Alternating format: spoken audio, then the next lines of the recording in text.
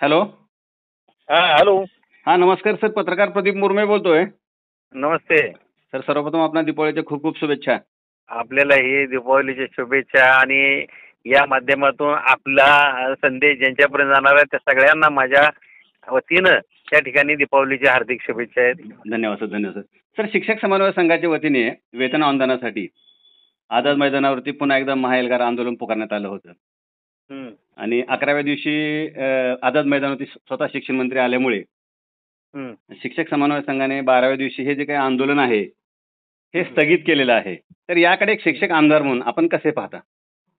नाही, खऱ्या अर्थानं जर पाहिलं तर या लोकांना आतापर्यंत 100% अनुदान हे देणं गरजेचं होतं. बरोबर सर.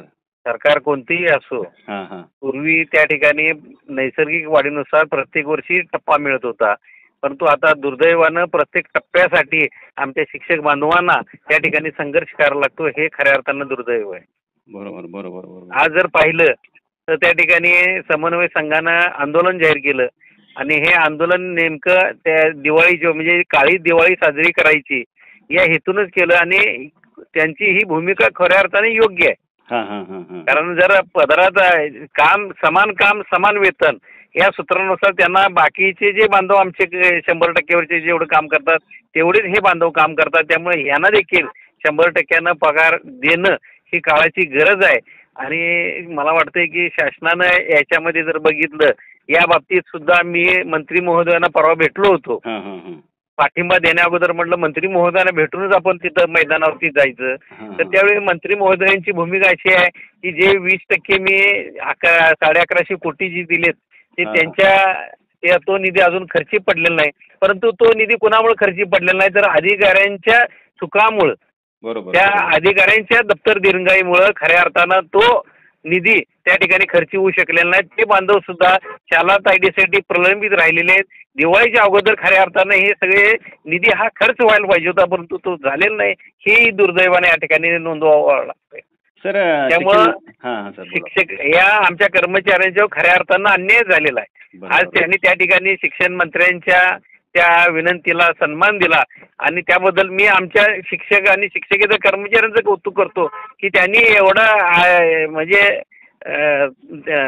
अडचणीत असताना सुद्धा त्यांनी शिक्षण मंत्री महोदयांचा सन्मान ठेवला. सर, शिक्षण मंत्री नामदार दीपक केसरकर यांनी जो काही या शिक्षकांना म्हणा किंवा समन्वयकांना म्हणा शब्द दिलेला आहे, तर तुम्हाला काय वाटतं की ते दिलेला शब्द पाळतील का?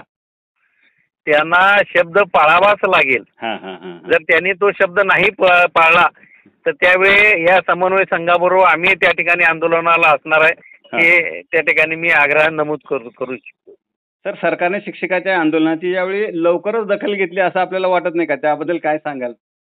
नाही, खऱ्या अर्थानं शिक्षण मंत्री स्वतः मैदानावर गेले कारण गेल्या वेळचा आंदोलनाचा भाग पाहता हां. यावेळी शिक्षण मंत्री लवकर त्या ठिकाणी गेले. हां. परंतु त्यांनी जे पत्र लिखित आश्वासन दिलं हां. ते खऱ्या अर्थानं जरा व्यवस्थितरित्या द्यायला पाहिजे होतं. हां हां हां हां हां.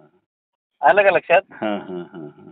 म्हणजे जे तुम्ही पत्र जर पाहिलं तर त्या पत्रामध्ये एक ठोस असा निर्णय त्यांनी दिलेला नाही. तो खऱ्या अर्थानं द्यायला पाहिजे होता. त्या अर्थानं त्या हे पत्र व्हायला पाहिजे.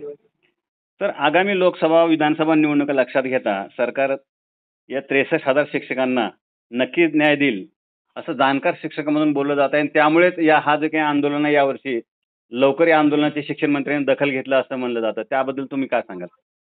नाही, याच्यामध्ये त्यांनी दखल घेतली. हं. परंतु पुन्हा मी एकदा पुनरुच्चार करतो की त्या ठिकाणी जे लिखित आश्वासन दिलं हां. ते लिखित आश्वासन त्या ठिकाणी ठोस असं द्यायला पाहिजे होतं. हां. परंतु ते दुर्दैवानं त्यांनी ठोस आश्वासन कुठलंही त्या पत्रामध्ये नमूद केलेलं नाही आहे. हां. त्यामुळं त्या ठिकाणी संघर्ष करूनच आपल्याला पुढचा टप्पा मिळवावा लागेल. मग सर, आता आपण म्हणल्याप्रमाणे नक्कीचपणे जर समजा संघर्ष करायची वेळ आलीच तर आपण जे काही सर्व राज्यातील जे काही शिक्षक आमदार आहेत निश्चितच या सर्व शिक्षकांसोबत राहाल. कारण शिक्षकांची जी काही मागणी आहे आताच आपण सांगितल्याप्रमाणे अतिशय न्याय मागणी आहे. तर त्या संदर्भात तुम्ही आम्हाला काय सांगाल? जर समजा दिलेला नाही, शब्द जर याच्यामध्ये पाळत नसतील तर 100% भविष्यात? तुम्हाला सांगितलं हां. 1150 कोटीचा निधी ज्यावेळी मंजूर केला शासनानं हां. त्यावेळी सुद्धा आम्ही शिक्षक आमदार पदवीधर आमदार एकत्रितरित्या विधान भवनामध्ये शिवाजी महाराजांच्या पुतळ्याजवळ आम्ही आंदोलन केलं होतं. बरोबर, बरोबर. त्यानंतर शिक्षण मंत्र्यांनी मिटिंग बोलवली आणि सगळी घडामोडी गेल्या. म्हणजे त्याच्यामध्ये समन्वय संघात सुद्धा मोठे योगदान आहे ते मिळवण्यामध्ये. हां, हां. आणि त्या तसाच प्रकार सुद्धा तर भविष्यात हा नक्की करावा लागेल आणि त्या ठिकाणी सगळे शिक्षक आणि पदवीधर आमदार हे या कर्मचाऱ्यांच्या सोबत असणार आहे याची मला खात्री आहे.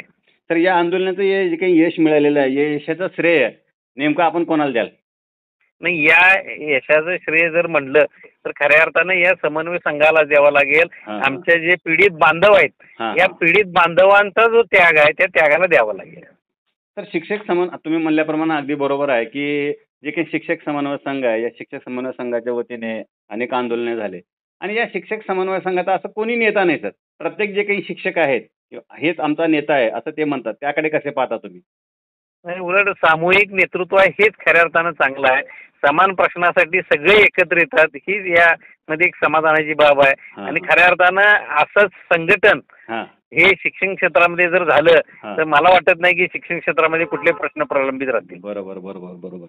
अखेर सरकारने या शिक्षकांची दिवाळी गोड केली आहे. या पार्श्वभूमीवर शिक्षक आमदार जयंत आसगावकर सर या मुलाखतीच्या माध्यमातून राज्यातील 63,000 शिक्षकांना काय आवाहन करणार? नाही, याच्यामध्ये दिवाळी गोड केली असं मी म्हणणार नाही. खऱ्या अर्थानं जर त्या ठिकाणी म्हणजे शाश्वत असा टप्पावाढ तारीख त्यांनी जाहीर केली असती की 1 जानेवारी पासून मी तुम्हाला टप्पावाढ दिला तर मग खऱ्या अर्थानं ही दिवाळी गोड झाली असते असं मला म्हणावंसं वाटतंय. आणि माझं विनंती एकच आहे की बांधवांना की आपण संयम पाळूया आणि त्यांनी सांगितल्याप्रमाणे 1 जानेवारी जर आपला टप्पा नाही मिळाला तर परत पुन्हा या ठिकाणी आंदोलनाला उतरण्याची भूमिका ठेवूया. आणि आपण शिक्षक समन्वय संघासोबत नक्कीच राहाल. नक्की 100%. धन्यवाद सर. धन्यवाद. आपण आम्हाला वेळ दिला. धन्यवाद. पुन्हा एकदा सर्वांना दीपावलीच्या हार्दिक शुभेच्छा. धन्यवाद. धन्यवाद. ओके.